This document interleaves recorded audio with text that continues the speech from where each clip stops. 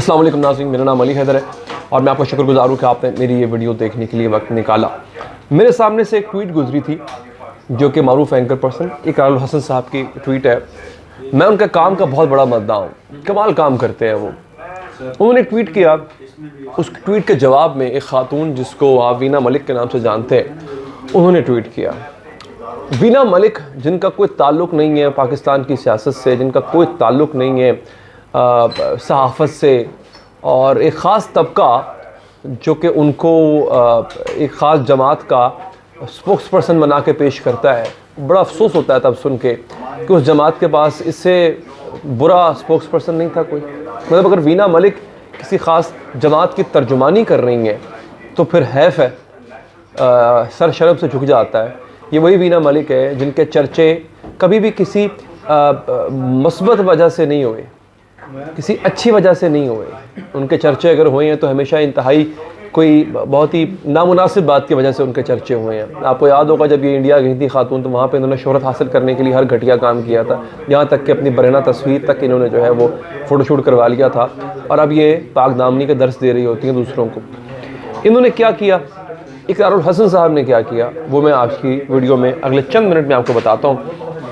इकरारुल हसन साहब ने ट्वीट किया नाज़रीन, वो ट्वीट मैं आपको पढ़ के सुनाता हूँ। उसके जवाब में उन्होंने जो है वो क्या ट्वीट किया। देखिए, बात है कि अगर आप किसी पे सहाफ़ती नुक्ताचीनी कर रहे हैं, सियासी नुक्ताचीनी कर रहे हैं, तो उसका जवाब भी उसी तरह से होना चाहिए। वो सियासी होना चाहिए, सहाफ़ती हवाले से जो है वो प्रोफेशनल वे में होना चाहिए अगर आप किसी पे नुक्ताचीनी कर रहे हैं। इकरारुल हसन साहब ने जो गुफ्तगू की, मुझे ऐसा लगता है कि वो एक तरह से प्रोफेशनल नुक्ताचीनी थी, प्रोफेशनल तनकीद थी। उसका जवाब जो वीना मलिक ने दिया वो उन्होंने अपनी हैसियत, अपने ज़र्फ़ और जो उनकी तरबियत है, जिस तरह की वो खुद हैं, उस तरह उन्होंने जवाब दिया। उन्होंने बताया कि हाँ, this is what I am, ये मैं हूँ। इकरारुल हसन साहब ने लिखा एक ट्वीट में, मेरे सामने खुली हुई है जी, मैं सियासी नहीं समाजी प्रोग्राम करता हूँ। और ये बात सही है, उनका प्रोग्राम जो है वो सोशल इश्यूज़ पर होता है। इसीलिए अपने करियर में किसी सियासी लीडर से नहीं मिला। खान साहब से मुलाकात करवाने का भी कहा गया, जिसके गवाह और सबूत मौजूद हैं, लेकिन उनसे मिलना मेरा काम ही नहीं, सो माजरत कर ली। बस दुआ है खान साहब अगले इंटरव्यू के लिए वीना मलिक का इंतखाब न कर लें। आपको याद होगा मैंने एक वीडियो बनाई थी जिसमें इमरान रियाज साहब ने इंटरव्यू किया था इमरान खान साहब का। तो इमरान खान साहब और इमरान रियाज का इंटरव्यू ऐसे ही है कि जैसे इमरान खान साहब शीशे के सामने खड़े होकर खुद से गुफ्तगू कर रहे हो। क्योंकि इमरान रियाज साहब जो है वो सिर्फ और सिर्फ कह लें कि वो एक PR किस्म का इंटरव्यू था। और इमरान खान जो लोकल सहाफ़ियों को इंटरव्यू देते हैं वो वही सहाफ़ी होते हैं जो उनके कसीदे पढ़ने वाले हों।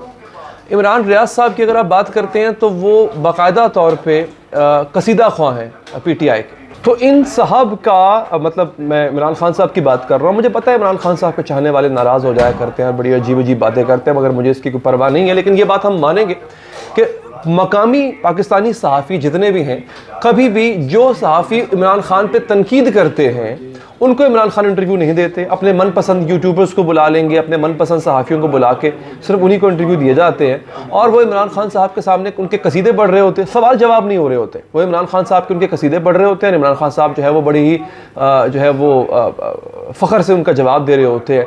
तो वो कोई सवाल जवाब का सेशन नहीं होता, वो आप जनाब का सेशन होता है जो कि हो रहा होता है। यही काम इमरान रियाज ने किया और मैंने उस पर एक वीडियो की थी। अगर आपने चैनल ज्वाइन किया हो मेरा तो आपको वीडियो देख पाएंगे। उसमें मैंने वो पूरा एक ब्रेक डाउन दिया था कि क्या सवाल पूछा गया, क्या जवाब आया, उस जवाब में क्या सवाल पूछा जाना चाहिए था, उसके जवाब में इमरान रियाज साहब जो है वो सिर्फ वाह वाह वाह क्या बात है, क्या। जैसे कोई शायर जो है वो मुशायरे के दौरान शेर पढ़ रहा हो तो सामने दाद देने वाले बैठे होते हैं ना, तो इमरान रियाज साहब सिर्फ दाद दे रहे थे वहाँ बैठ के। यही चोट जो है इन्होंने लगाई इकरारुल हसन साहब ने, यही तनकीद इन्होंने की कि अगली बार वीना मलिक को ही ना इंटरव्यू दे दें, क्योंकि वीना मलिक बेसिकली इस जमात की खुद साख्ता तर्जुमान बनी हुई, खुद साख्ता तर्जुमान बनी हुई।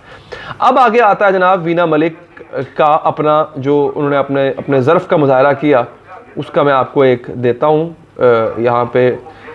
ले जनाब, अब ये इकरारुल हसन साहब ने कर दिया, उन्होंने आखिर में जुमला कह दिया कि अगले इंटरव्यू के लिए वीना मलिक का ही इंतखाब ना कहीं कर लिया जाए।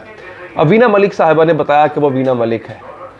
लिखती है, चल भाई तेरी खातिर नहीं करती खान का इंटरव्यू, तू ऐसा कर अपनी घर वाली भेज दे, एक से काम ना चले तो दोनों इकट्ठी भेज दे, बन जाएगा तेरा काम।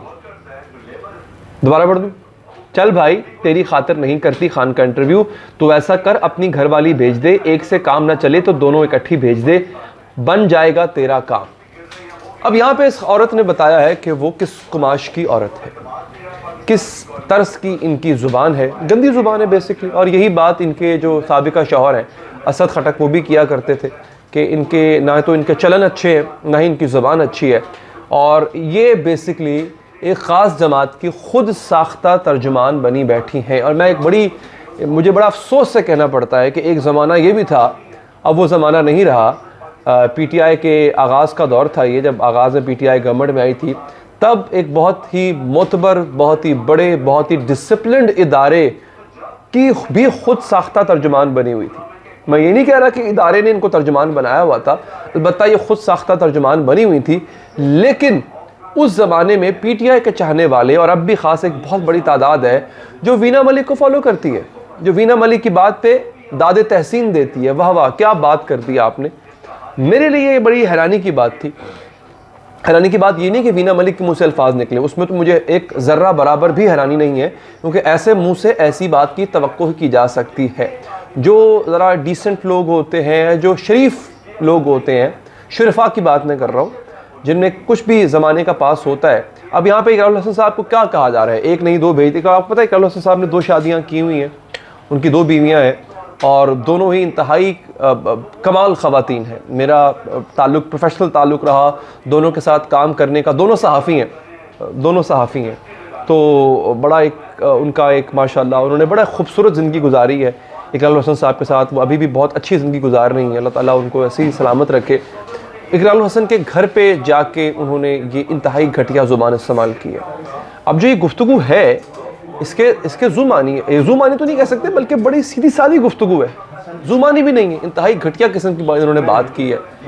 और इकरारुल हसन साहब ने जो बात की थी, अब हो सकता है कुछ लोग कहेंगे जनाब कि इकरारुल हसन साहब ने पहले इसका आगाज़ किया और बाद में वीना मलिक ने बात की। इकरारुल हसन साहब ने जो है वह वीना मलिक पे एक यूँ कह लें कि प्रोफेशनल क्रिटिक की है, समझ रहे हैं आप। उसके जवाब में वीना मलिक इकरारुल हसन के घर तक पहुंच गई, जिसमें आप दोनों के ज़र्फ़ का आप अंदाज़ा लगा सकते हैं कि दोनों में कितना ज़र्फ़ पाया जाता है। इस चीज़ को कंडेम कीजिए। कि वीडियो बनाने का मकसद ये था कि ऐसी चीज़ों की मज़म्मत किया कीजिए। अपना बहुत ख्याल रखिए। अल्लाह ने के बाद।